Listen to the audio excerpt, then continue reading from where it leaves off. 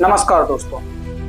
28 फरवरी 2026 में middle east में अचानक ऐसे हमले हुए जिन्होंने पूरी दुनिया को हिला डाला।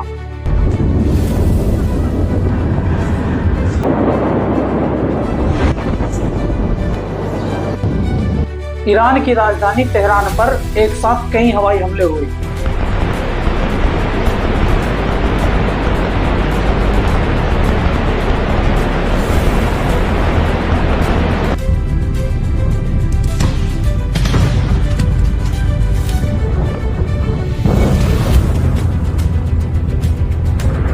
इन हमलों के पीछे दो बड़े देश थे, यूनाइटेड स्टेट और इजराइल।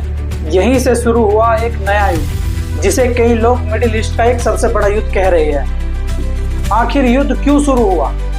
इस युद्ध की जड़ें कई साल पुरानी हैं। इस युद्ध का सबसे बड़ा कारण है न्यूक्लियर प्रोग्राम।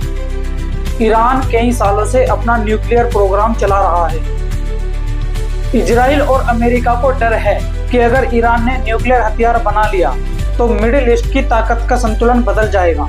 यह एक न्यूक्लियर बम की टेस्ट एनिमेशन है। यह दिख रहा है न्यूक्लियर बम का बाहरी डिजाइन।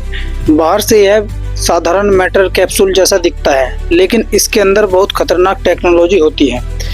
जब हम इस बम के अंदर देखते हैं तो इसमें कई पार्ट्स होते हैं जो एक्सप्लोजिव को कंट्रोल करते हैं। इस बम के सेंटर में एक रेडियो एक्टिव मटेरियल रखा जाता है जिसे प्लूटोनियम कहा जाता है। यही मटेरियल पूरे न्यूक्लियर एक्सप्लोजिव का मुख्य कारण बनता है।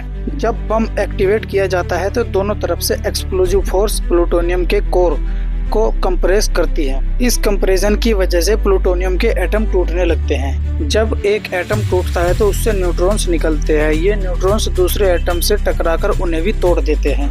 कुछ ही पलों में यह रिएक्शन एक चेन रिएक्शन बन जाती है जिससे लाखों करोड़ों एटम्स एक साथ टूटने लगते हैं और अंत में यही ऊर्जा एक विशाल न्यूक्लियर एक्सप्लोजिव में बदल जाती है। इसी वजह से न्यूक्लियर हथियार दुनिया का सबसे खतरनाक हथियार माना जाता है। इसी वजह से पहले भी आर्थिक प्रतिबंध और साइबर हमले और गुप्त ऑपरेशन होते चले आ रहे हैं, लेकिन सन 2026 में यह स्थिति बिल्कुल बिगड़ गई। आखिर युद्ध की शुरुआत कैसे हुई? 28 फरवरी 2026 में इजराइल और अमेरिका ने बड़े पैमाने पर ईरान पर हमले किए।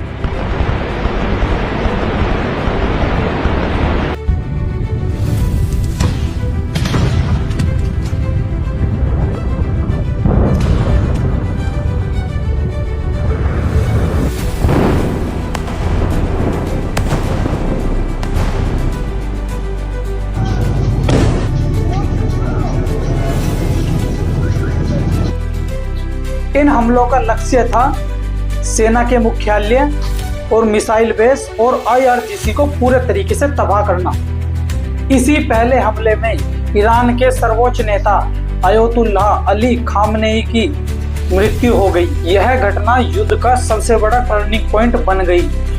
हमले के बाद ईरान ने भी अपनी जवाबी कार्रवाई शुरू कर दी।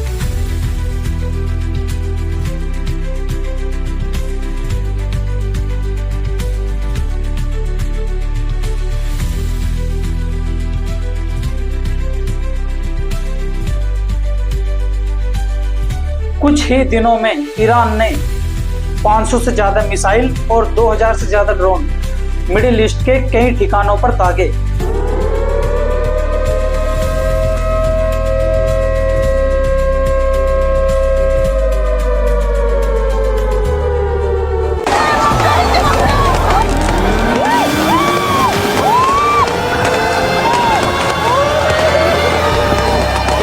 इनमें से कई हमले हुए इजराइल, US मिलिट्री और गल्फ देशों में अमेरिकी ठिकानों पर।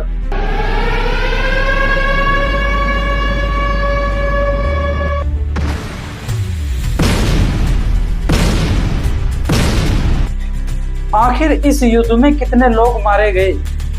मार्च के शुरुआती दिनों में ईरान में 800 से 1100 लोग मारे गए और कई शहरों में भारी तबाही हुई। इस हमले में एक स्कूल पर एक बम गिरा जिसमें के 168 से 180 लोग मारे गए। इंडिया मिडिल ईस्ट से सबसे ज्यादा तेल खरीदता है और अगर यह युद्ध लंबा चलता है तो पेट्रोल और डीजल महंगे हो सकते हैं और भारत के लाखों लोग जो गल्फ देशों में काम कर रहे हैं वे सभी खतरे में पड़ सकते हैं। मिडिल ईस्ट का यह युद्ध अभी शुरुआती चरण में है, लेकिन अगर यह युद्ध बढ़ता है तो इसमें कई देश शामिल हो सकते हैं, जिससे कि यह पूरी दुनिया के लिए खतरा है और इन्हीं लड़ाइयों को वर्ल्ड वॉर 3 का नाम दिया जाएगा। तो दोस्तों, अगर आपको मेरी वीडियो पसंद आई हो तो मेरी वीडियो को लाइक कीजिए और शेयर कीजिए और ऐसी ही वीडियो देखने के लिए मुझे फॉलो कीजिए।